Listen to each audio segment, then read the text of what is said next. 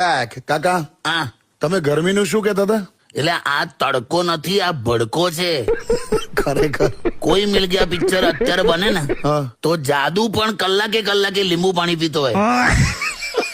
તો કેટલી લાજો તું, હજી તો બીજા 2-2.5 મહિના આવા બાકી છે.